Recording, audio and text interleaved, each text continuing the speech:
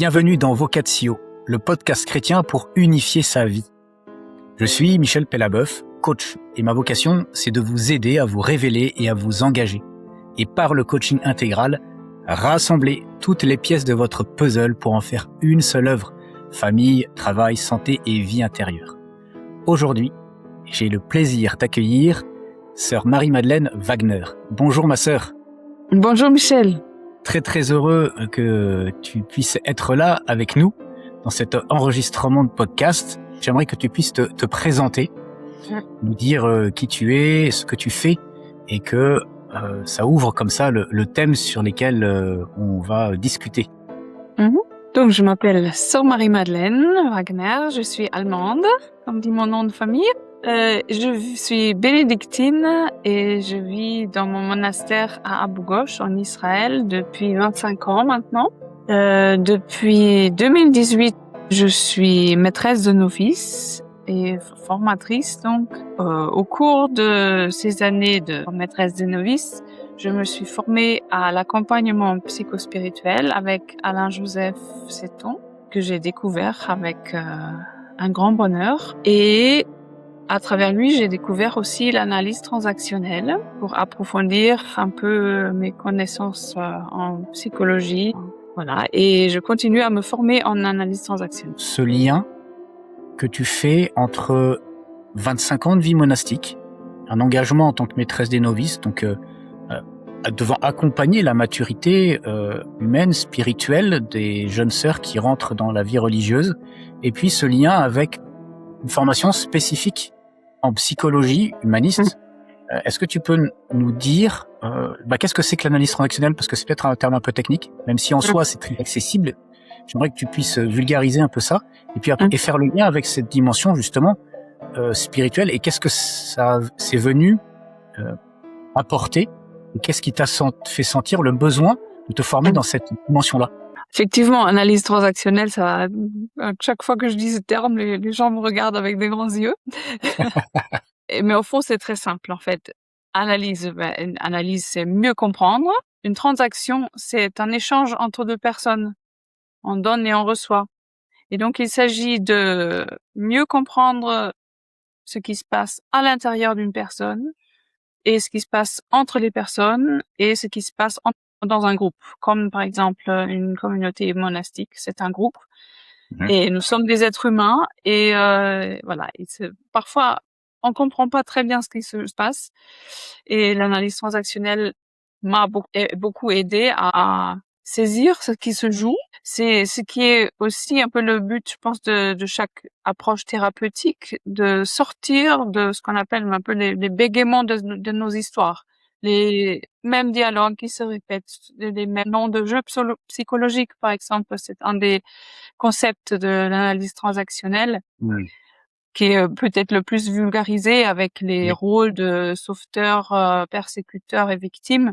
Je trouve ça extrêmement éclairant pour la vie en communauté. Et ce qui m'a amené à me lancer là-dedans, d'abord de le découvrir pour moi-même, aussi me comprendre moi-même à travers cette grille de lecture, et aussi l'expérience dans l'accompagnement de jeunes sœurs ici en Terre Sainte, de découvrir qu'il y a quand même pas mal de jeunes femmes qui ont une expérience d'abus quelconque, soit d'abus sexuels, soit d'abus spirituels. Il y en a qui ont été dans une autre communauté avant de rentrer dans la vie monastique un peu ailleurs, et qui portent ces blessures. Et pour moi, ce qui était essentiel, d'avoir aussi des compétences humaines, de pouvoir accompagner ces personnes, les honorer dans ce qu'elles ont vécu, et aussi éviter moi-même de tomber dans les mêmes pièges. Merci ma sœur. Enfin, en fait, ça ouvre tout le champ du lien entre psychologie et vie spirituelle. Comment tu relis 25 ans de vie religieuse, et où on pourrait imaginer assez spontanément que la tradition bénédictine notamment, et puis la vie évangélique finalement, apporte tout le matériau nécessaire à vivre en harmonie, comme en faisaient saint Benoît et les siens au début, ou sainte Françoise de Vienne, qui a fondé ton ordre. Mmh. sans, les apports de l'analyse transactionnelle. Mmh. Tu as tout à fait raison. C'est, je dirais pas que c'est un incontournable. C'est bien sûr une bonne assimilation de la tradition spirituelle, comme tu dis, il y a tous les outils. Avec, ce bémol que je dirais à naviguer uniquement dans le spirituel, parfois, on comment dire? On a des points aveugles dans notre Les angles humanité. morts? Les angles morts, exactement. Pour moi, la vérification de ces angles morts, c'est exactement ce que je disais au début, c'est les mêmes difficultés qui se répètent. Et si au bout de 20 ans au monastère, finalement, j'ai un très haut idéal de conversion, d'intimité à Dieu, d'union à Dieu et voilà, d'une vie fraternelle harmonieuse. Et si je fais l'épreuve de la vérité et je vois, eh non, finalement, le degré de violence dans lequel je vis, il est quand même assez élevé. J'ai des sœurs avec lesquelles j'ai mis des années pour surmonter un conflit ou pour retrouver une relation apaisée. Je me dis: «Peut-être c'est pas, inutile d'avoir recours aussi au niveau, à des outils humains pour travailler sur soi et toujours travailler sur les relations» et pour moi Mmh. personnellement, ça s'est vraiment vérifié. Ouais, très bien. Et c'est vrai qu'on comprend bien, notamment en connaissant l'histoire, d'une Thérèse de Lisieux, par exemple, Mmh.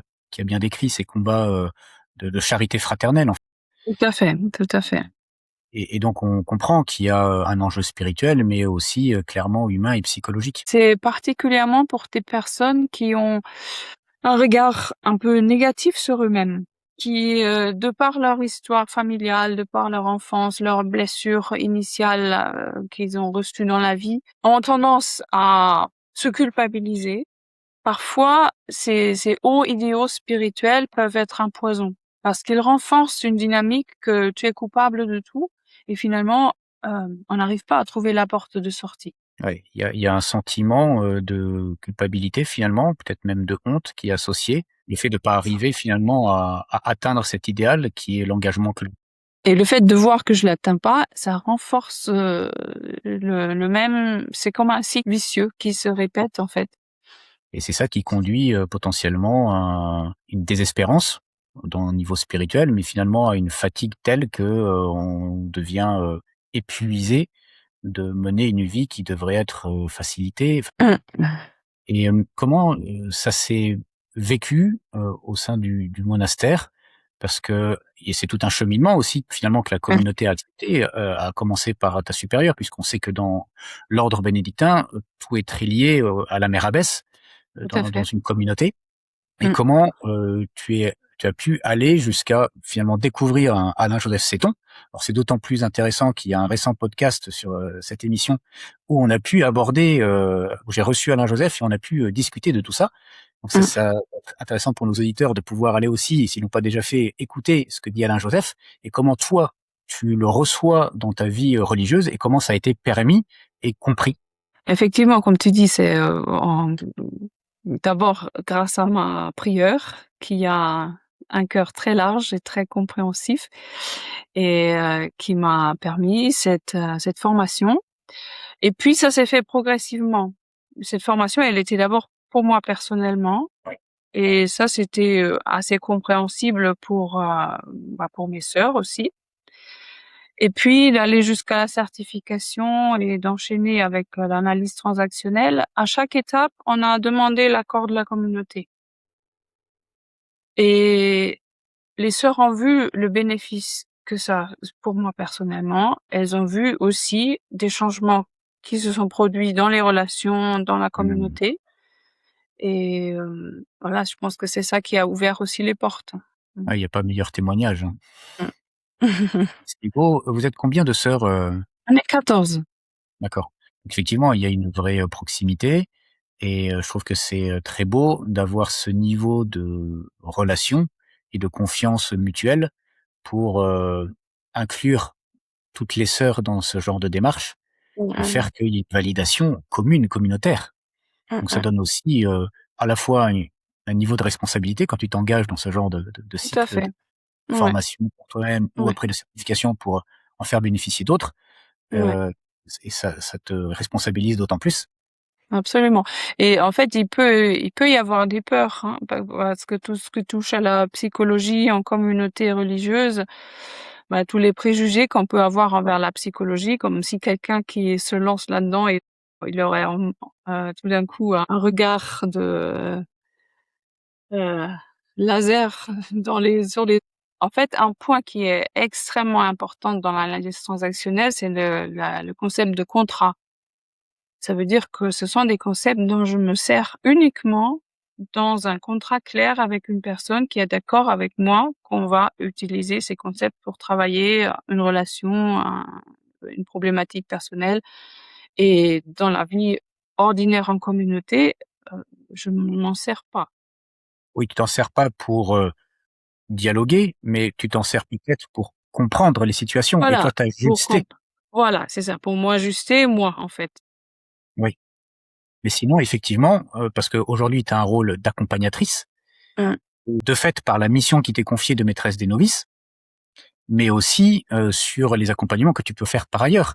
Ça peut être tout à intéressant, fait. là, que tu nous en dises un peu plus, justement, sur ce que tu peux proposer, ce que tu arrives à mettre en place en tant Mmh que religieuse bénédictine contemplative, avec cette mh. ouverture au monde, finalement, à la fois par, ce que tu reçois de l'extérieur dans, une formation en accompagnement psychospirituel, en analyse transactionnelle, mais aussi dans la manière dont tu peux comme, restituer et redonner ce que Mmh tu en as pris et ce que tu vas avoir personnalisé dans la manière de le partager à un plus grand nombre.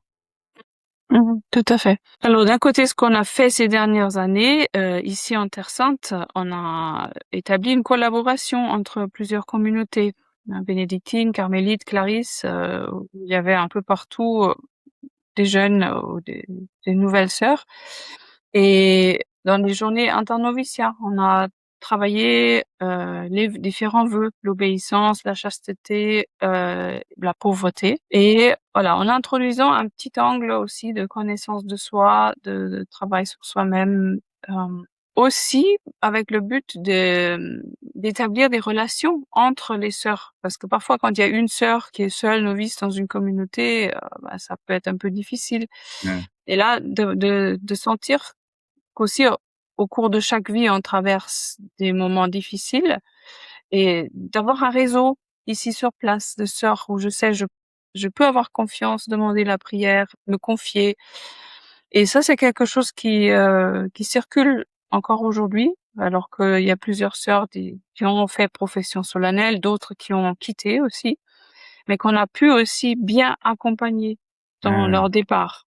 Et ça, c'était des moments très, très forts, en fait. J'accompagne aussi d'autres personnes, heu, qui m'ont demandé un accompagnement personnel et dans ces accompagnements, j'utilise aussi l'analyse transactionnelle. Ça Mmh. peut être, des personnes qui se posent des questions sur l'orientation de leur vie pour trouver leur place. J'ai quelqu'un qui est confronté à une maladie génétique et qui est voilà, doit affronter cette maladie. J'ai une jeune mère de famille qui essaye de concilier vie professionnelle et vie familiale, plus sa recherche de Dieu dans tout ça. Mmh. Donc des personnes très variées. C'est un très grand bonheur pour moi de pouvoir rendre service et moi, c'est vraiment une manière de témoigner de l'Évangile aussi, de la bienveillance de Dieu, de sa bonté, de sa compréhension, de sa proximité avec nous. Et tu as aussi des propositions d'accompagnement plus collectives sur des parcours. Est-ce que tu peux nous en dire Voilà, un peu c'est plus? ouais, j'ai aussi fait des 2 parcours bibliques avec, la figure, du prophète Jonas d'un côté, voilà, notamment justement le thème de vocation, mission dans la vie, un thème qui t'est très cher aussi, n'est-ce pas?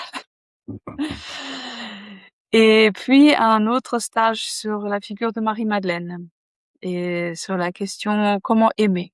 Alors justement, c'est intéressant parce que typiquement, en présentant Jonas ou Marie-Madeleine, sainte patronne, eh bien, tu amènes tout un héritage spirituel, les théologiques, exégétiques, tout ça, on met tout dedans, dans cette dimension-là, mais aussi Mmh. finalement, à partir du moment où, comme tu le disais, pour le travail que vous faites en internoviciat, une meilleure connaissance de soi dans ses rapports aux différents vœux, par exemple, mais aussi engagements humains que l'on peut avoir.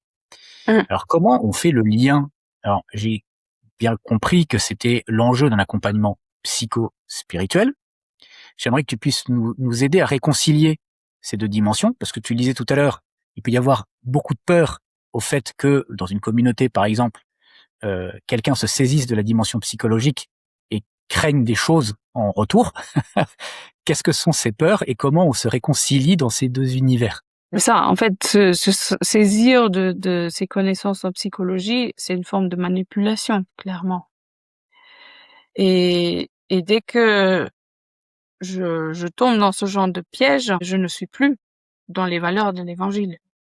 Est-ce que tu peux préciser de quelle manipulation il s'agit? Je pense que la peur, elle se situe au niveau d'un dévoilement de quelque chose que je peux voir dans l'autre que la personne elle-même n'a pas envie de dévoiler. Et ça suffit pour qu'il y ait un blocage Oui, tout à et fait. que, finalement, on montre du doigt ce genre de démarche ou de pratique et Ouais, que ça devient, ouais. impossible d'intégrer. Par exemple, oui. Le terme de indiscrétion, je dirais. Ça, c'est Ah oui? parce que la discrétion, notamment dans la vie monastique, on vit vraiment 24 heures sur 24 ensemble et on se connaît. Parfois, il suffit juste d'employer le mot psychologique pour que quelqu'un d'autre se ferme, en fait. C'est amener à la conscience quelle est précisément la peur. Déjà, souvent, c'est trop, en fait. Oui, Et je constate que c'est un terrain très sensible, ouais. peut-être aussi sur l'arrière-plan d'abus déjà subis dans le passé, mais qu'on a mis dans un coin où on ne veut pas et qu'on y touche, hein.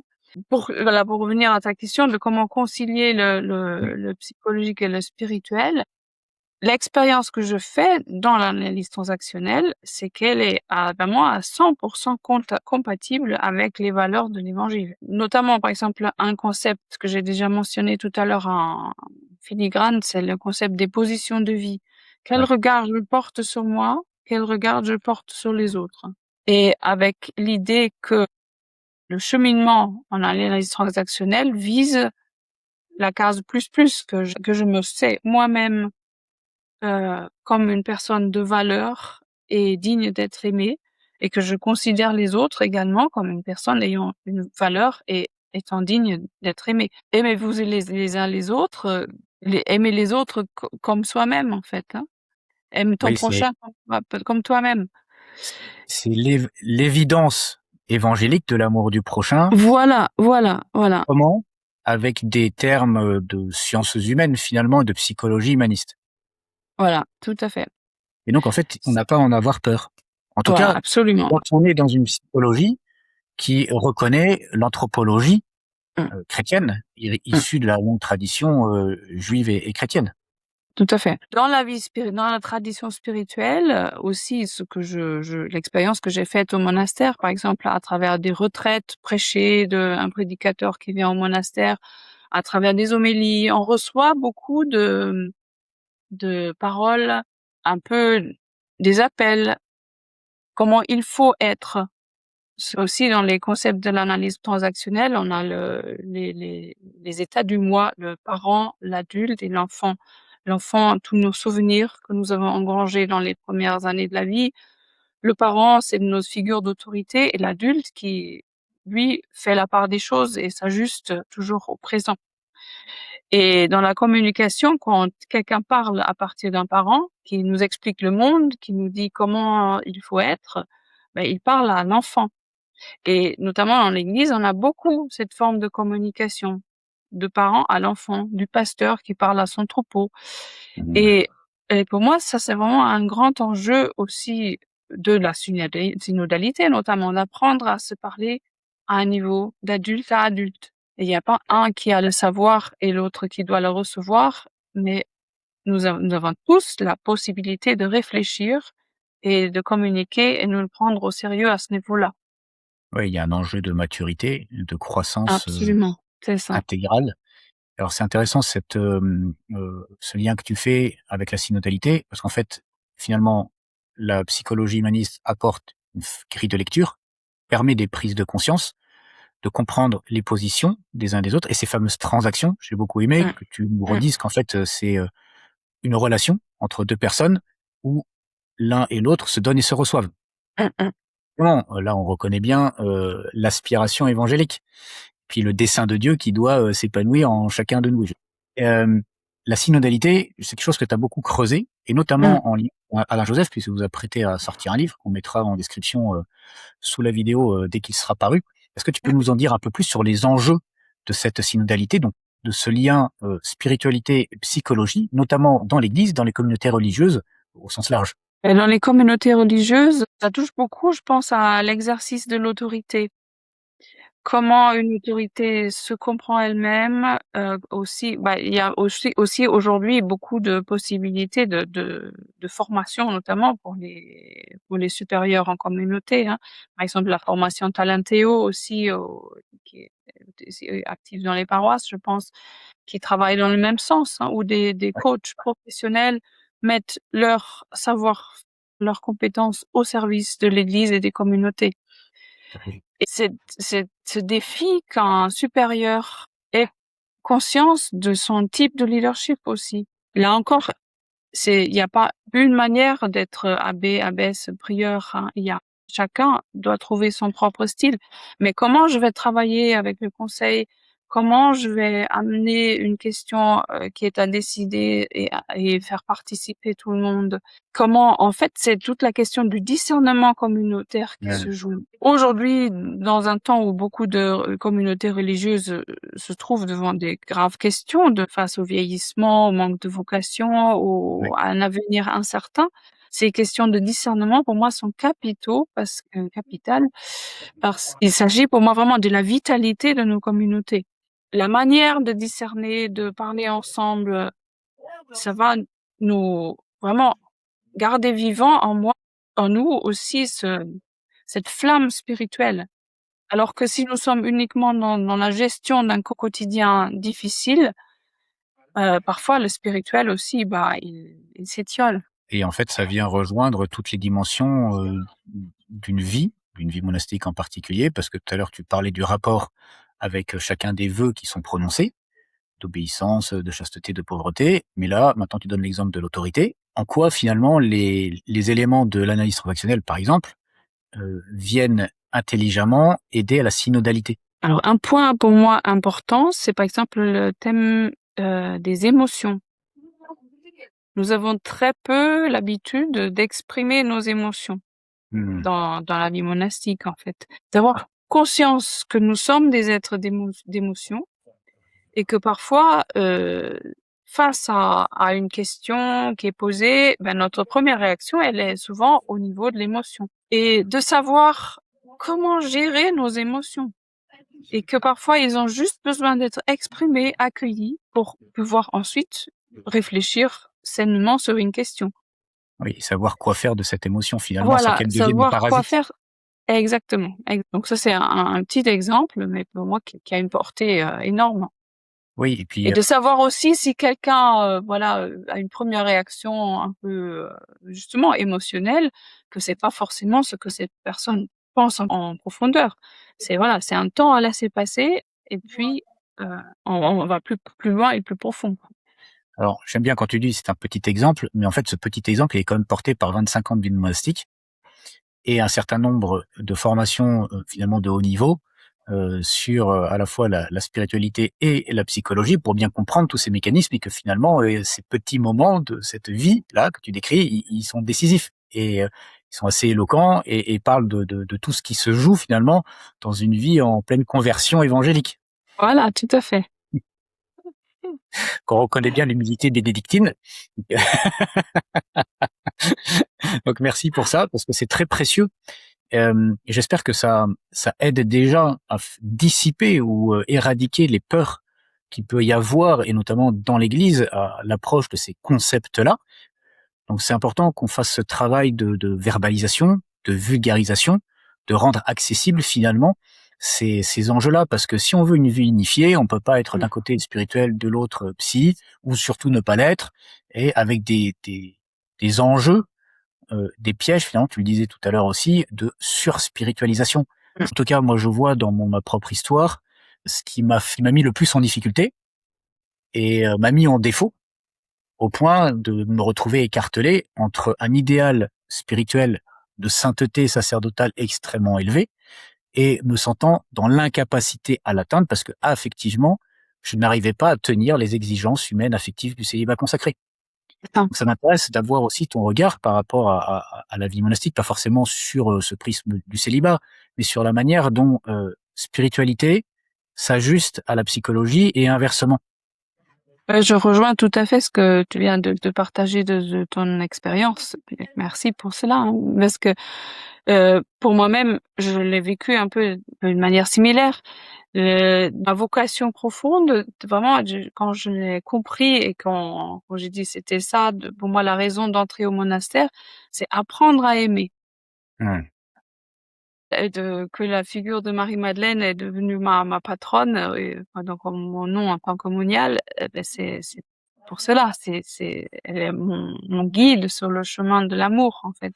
Et de découvrir une relation vraiment bloquée pendant des années et devant l'incapacité d'aimer telle sœur. Et je crois que ça existe dans toutes les communautés, qu'il y a un peu des Oui, incompatibilités, hein. et dans Il y toute a fratrie. ah oui, en toute fratrie, on a un commentaire de la règle de saint Benoît qui dit que Dieu, il s'amuse toujours pour mettre ensemble dans une communauté des personnes qui sont incompatibles. C'est son humour à lui, hein. Voilà, c'est nous, exactement. Mais ça peut être extrêmement éprouvant Ah de oui. dire je suis là pour aimer et là il y a vraiment un mur, un blocage. Et bon, ce que j'ai beaucoup entendu dans ma propre formation au monastère, il faut le temps. Et c'est vrai, il faut être patient. Mais si au bout de 20 ans, ça a toujours bougé pas d'un cran, il y a quand même des questions à se poser. Je peux témoigner qu'à travers l'accompagnement psychospirituel, à travers l'analyse transactionnelle, pour moi, toc, il y a vraiment quelque chose qui a réellement bougé. Et tu employais tout à l'heure le mot méconnaissance, hein, c'est Ouais. un autre concept aussi dans l'analyse transactionnelle, qui se reconnaît à des comportements de passivité. Comment je me comporte face à une difficulté. Soit je ne fais rien, soit je me suradapte, ça veut dire que je demande à l'autre de me dire ce que je dois faire, mais du coup, je suis pas alignée à ce que moi je suis en profondeur. Soit je m'agite dans tous les sens, je vais faire toutes sortes de choses pour remplir ma journée et pour oublier mon problème. Ou bien le quatrième degré, c'est l'incapacitation. Ça veut dire que je vais me mettre éventuellement moi-même ou d'autres en danger. Et parfois des maladies qui peuvent surgir d'un long temps dans la vie monastique, elles peuvent être le signe d'une certaine passivité face à une difficulté qu'on n'a jamais osé aborder. La grille de l'analyse transactionnelle m'aide à dire à quel niveau se situe la méconnaissance, où est le point où je peux intervenir. Pour moi, personnellement, un point capital était un climat de bienveillance et des signes de reconnaissance. Mmh. De pas toujours pointer de doigt ce qui ne va pas chez moi et chez l'autre, mais de travailler dans une ambiance de bienveillance, de valoriser l'autre, de se dire finalement qu'on s'aime. Ouais. Et ça, ce n'est rien d'autre à ce que dit la tradition spirituelle. La seule puissance qui a vraiment le pouvoir de changer les cœurs, c'est l'amour. Amen. Amen. Mais en fait, c'est magnifique de pouvoir nous partager ce témoignage parce qu'il prend en compte toute une réalité humaine complexe. Parler de blessures, enfin ça c'est et en même temps, j'entends pas que ce soit par un angle d'abord thérapeutique Mmh. que tu aies été aidé, mais une forme de subtil agencement. Je dis pas mélange justement pour pas faire de confusion, mais un agencement entre une expérience de vie monastique qui prend le temps, donc qui patiente, qui voit Mmh. comment les choses évoluent, a attentive aussi intérieurement aux déclics qui peuvent se Mmh. jouer et Mmh. qui est aidée par des éléments peut-être plus extérieurs de psychologie, mais qui viennent comme ça poser un regard sous forme de grille de lecture, mais qui n'est pas figé, mais qui Mmh. permet ces différents ajustements. Quand tu parles des états du moi, des transactions, on voit bien ce qui Mmh. peut se jouer là Mmh. entre l'adulte, le parent ou l'enfant et de comment ça Mmh. se répond ou pas, comment Mmh. ça vient se tendre Mmh. ou voire se casser Mmh. et que finalement, tous ces ingrédients-là peuvent faire la recette d'une vie donnée, aimée, aimante, et que finalement on touche peut-être du doigt ce qu'est la réconciliation et ce que Dieu veut pour nous. Surtout quand tu parles de cet humour-là qu'il a de mettre des gens incompatibles ensemble. Il est quand même audacieux. Mais il a peur de rien, hein. Ouais, c'est ça. Mais évidemment, on vient vérifier son niveau d'amour. Enfin, à partir du moment où aussi c'est dans la foi, donc il y a une dimension d'insensibilité. Voilà, c'est pas forcément sensible, émotionnel. Mais pour autant, on en a besoin aussi, et tu l'as bien expliqué, hein, on doit être capable de dire ses émotions et de recevoir celles des autres. Mais c'est vrai que finalement, ça nous pousse dans nos retranchements sans pour autant peut-être avoir à attendre l'autre jour parce que on s'est pris une baffe sur l'une, mais Mmh. peut-être dans cette logique-là de l'amour de ses ennemis, comme Mmh. le beau Jésus, et qui est cette puissance de conversion dont tu parles. À un Mmh. moment, l'ennemi devient l'ami et celui qui partage le même amour que moi du Christ. C'est ça. Mmh. Bon, mais normalement, on est réconciliés alors avec tout ça. Oui, tout à fait. La boucle est la boucle. Mais c'est absolument passionnant à tous les sens du mot. La passion qui est l'épreuve, parce que bah voilà, immanquablement, c'est dans nos épreuves aussi qu'on se rend compte de tout ça. Et quand on a Mmh. touché du doigt ces blocages et qu'il y a de telles résistances qu'on comprend pas pourquoi on n'avance pas et que même ça semble nous faire nous dévaluer, nous dévaloriser, nous faire Mmh. perdre pied. Mmh. Et puis il y a cette passion au sens de l'amour qui fait que il y a quelque chose qui est donné, quelque chose qui est reçu et qui permet dans ce don réciproque de trouver des solutions. C'est ça. C'est un beau chemin. Si on voulait rajouter encore un concept que Oui, j'ai aussi déjà mentionné, le contrat. oui. C'est quelque chose qui m'a énormément aidé de l'importance d'être au clair avec l'autre, ce que j'attends de lui, ce que je lui demande ou pas, et ce que l'autre me demande ou pas. Ça, c'est un contrat que tu fais en partie avec toi-même. Tu vois la posture que Alors, tu vas finalement adopter, mais je le fais contrat d'abord bon, aussi avec bien l'autre sûr, dans dans chaque la relation que vous allez accompagnement. avoir. Ouais, dans chaque accompagnement, bien sûr, c'est la base, hein, pour, voilà, quand je travaille avec une personne, on fait un contrat. À chaque séance, on dit: «Bah, de quoi on va parler? Oui. Qu'est-ce qu'on aborde aujourd'hui?» Quand j'arrive à un point délicat, de dire: «Est-ce que tu veux aller plus loin là, maintenant ou pas?» Hein, de toujours m'assurer qu'on est dans un accord mutuel. Mmh. Mais très concrètement dans la vie quotidienne, c'est notamment pour éviter les jeux psychologiques, pour éviter d'être sauveteur. Quelqu'un me présente un problème, mais il a pas forcément besoin que moi je vais résoudre son problème. Il a peut-être juste besoin de déverser sa frustration et à ce moment-là, pouvoir demander: «Mais qu'est-ce que tu attends de moi?»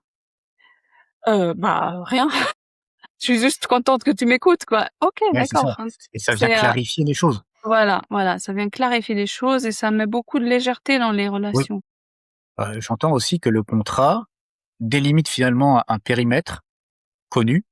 Mmh, On a bien repéré que, bah, voilà, il y a des finalement bordures, des limites, des jalons à pas dépasser et mmh, que finalement ça sécurise. absolument. Et quand c'est sécurisant, alors c'est aussi le lieu des permissions que l'on peut recevoir et se donner pour, bah, prendre la parole, confier une émotion, traiter un problème de fond, ouvrir son cœur blessé, et cetera. C'est aussi une manière en fait, de politesse, de frapper à la porte de l'autre avant d'aborder quelqu'un, de m'assurer que l'autre est prête à m'écouter. «Est-ce que je peux te dire quelque chose?» Voilà, c'est juste avant de venir avec ma demande, de m'assurer que oui, c'est bon, c'est le bon moment, tu peux me Mmh. parler maintenant. Et c'est voilà, c'est des petites choses, mais qui vont être Ouais. vraiment de l'huile dans les rouages. Oui, et puis, qui rassure, sauf si on est un peu blessé et qu'on se dit: «Bah, voilà, qu'est-ce qu'il va me dire encore? C'est Marie-Madeleine qui veut me parler, aïe, aïe, Et aïe». encore et encore de là encore frapper à la porte en disant, «J'ai quelque chose à te dire, ça va peut-être pas te plaire, mais, est-ce que tu es quand même prête à l'entendre?» L'autre est averti et Mmh. il est pas enfin, il peut répondre à partir de aussi de sa posture d'adulte. Il peut me Oui, c'est dire: ça. «Je suis pas prête» et je vais laisser l'autre libre. C'est bien l'image que j'avais dans le contrat, finalement, on est d'adulte à adulte. Voilà, La exactement, transaction est préservée à ce niveau-là. Pour autant qu'on est capable d'amener ces éléments qui la décrivent comme telle. c'est ça. Est-ce que tu aurais des conseils à donner à, d'abord, la personne qui veut entrer en relation avec toi, comment elle fait? connaître quelles sont les prochaines sessions des stages que tu proposes, que ce soit sur Jonas, Marie-Madeleine, ou demander, solliciter un accompagnement. Je ne sais pas comment tu es joignable et Mmh. comment on peut te rendre accessible Mmh. euh, pour ce genre de démarche et d'accompagnement. Je suis joignable par email. Tu peux le mettre, Très bien. là, c'est ça? Tout le Oui, ici, exactement, sous la vidéo. Est-ce qu'il y a un endroit où il y a les programmes de tes prochaines sessions? Bah, pour l'instant, j'ai pas prévu de session, Ok, parce que je suis, trop prise par la formation en analyse transactionnelle. Je suis dans un cours un peu plus intense cette année, mais j'espère dans l'avenir pouvoir, publier des annonces de ce genre sur le site internet de ma communauté qui, donc on mettra aussi le lien du site. voilà. Et si tu avais un conseil à donner en termes disons, de coaching intégral, qui est un peu mon prisme à moi pour amener les choses, pour plus d'unité de vie, à celui qui aurait des craintes, celle ou celui qui aurait des craintes sur la manière de vivre ces enjeux, à la fois spirituels et psychologiques, comment lever les peurs, comment entrer en confiance dans ces dimensions-là, par quoi commencer? À part l'évangile, en fait, le Dieu de l'évangile, il fait jamais infraction. Il s'impose jamais. Il propose. Et quand l'autre est prête, il va ouvrir la porte. Et à ce moment-là, je dirais, le chemin, il s'ouvre tout naturellement. Ouais. Je crois que si on a vraiment peur, il faut aussi prendre ses peurs au sérieux. Mmh. Les peurs sont aussi une émotion qui nous avertit d'un danger. Cette approche psychologique, elle est peut-être pas pour tout le monde ou à n'importe quel moment de la vie.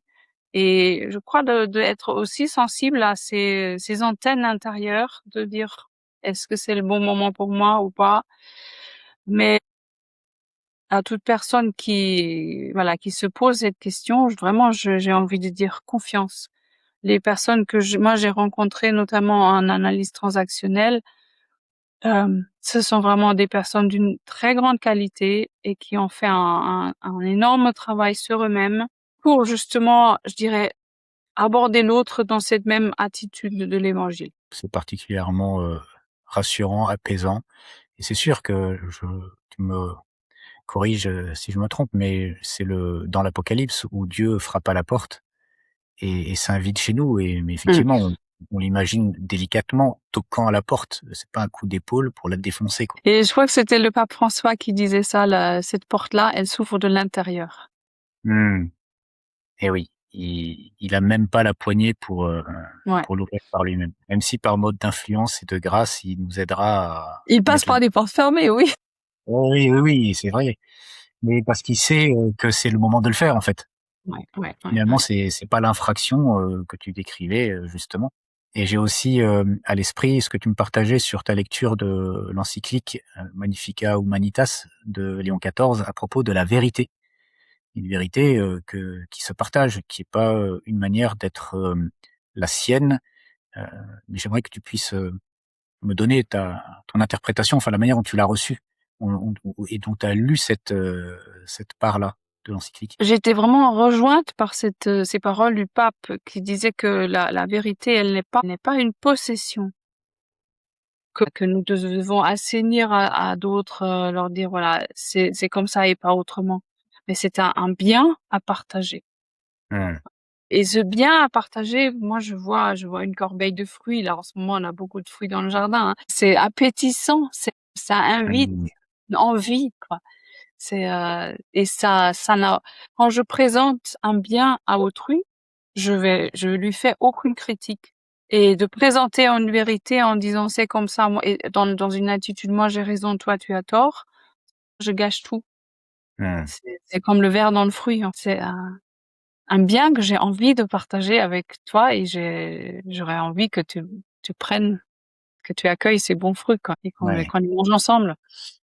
Très, très bien et j'imagine que c'est quelque chose qui te rejoint particulièrement dans la situation en Israël aujourd'hui Mmh. où entre communautés, quelles qu'elles soient, ethniques, culturelles, religieuses, il y a quand même un enjeu, typique, j'allais dire, de corbeille de fruits, si tu me passes l'expression. Aujourd'hui, c'est vrai, c'est un grand enjeu, hein, dans la tradition d'hospitalité, elle est énorme dans ce pays, hein, depuis Abraham. Je suis vraiment profondément honorée, heureuse de connaître des personnes qui vivent ce genre d'hospitalité, qui vont visiter des personnes qui ont été attaquées, qui vont demander pardon, qui vont offrir leur aide pour reconstruire, repeindre, nettoyer et replanter. Des parents qui se rencontrent parce qu'ils ont chacun perdu un enfant dans le conflit. Et vraiment, ces derniers mois, avec des personnes dans ce pays, je suis émerveillée de ce qu'on peut vivre aussi de bienveillance, de chaleur humaine, Voilà. de grandeur d'âme, quoi. Ouais. Mm. Et Oui, ça, au cœur d'un conflit qui est vraiment le déchaînement des forces du mal. et c'est pas forcément ça qui est relayé médiatiquement. Non. Donc c'est bien Mm. que tu puisses le partager et de Ouais. voir comment, ça te nourrit, Mm. dans l'espérance de relations meilleures. Ouais. Merci beaucoup ma sœur.